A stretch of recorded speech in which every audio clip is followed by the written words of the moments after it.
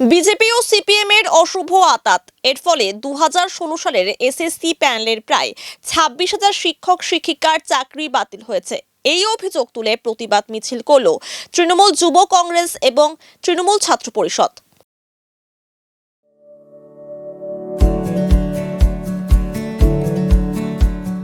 Pampered, not just a hospital, but a mother. শুক্রবার দুপুরে মিছিলটি শুরু হয় শিলিগুড়ির বাঘাযতীন পার্ক থেকে।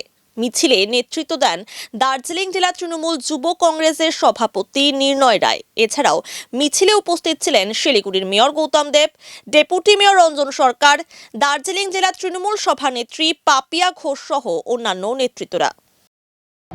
চাকরিহারারা বলছে না, এটা কিছু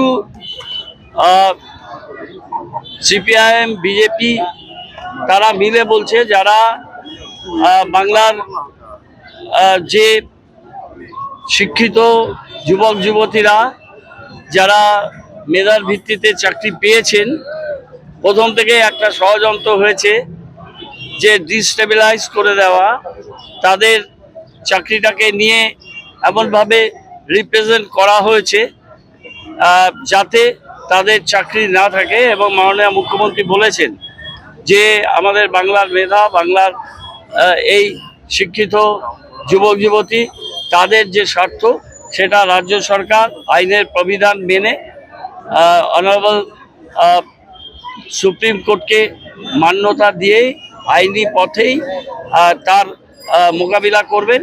এবং এই যে শিক্ষিত মেধাবী যুবক যুবতী তাদের স্বার্থের পক্ষে রাজ্য সরকার অতীতেও ছিল, বর্তমানেও আছে এবং ভবিষ্যতেও থাকবে।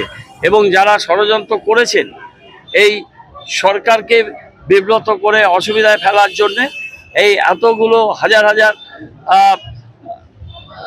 চাকরি যারা করছিলেন তাদের ভবিষ্যৎ নিয়ে যারা এই ধরনের একটা গভীর ষড়যন্ত্র করেছেন তাদের বিরুদ্ধে, এবং এই যে যাদের চাকরি নিয়ে সংশয় তৈরি হয়েছিল এবং মমতা বন্দ্যোপাধ্যায় মাননীয় মুখ্যমন্ত্রীর বক্তব্যের পর যেটা অনেকটা ক্লিয়ার হয়ে গেছে এবং তিনি তাদের ভরসা দিয়েছেন এবং তাদের কর্মস্থলে ফিরে যাওয়ার আবেদন করেছেন।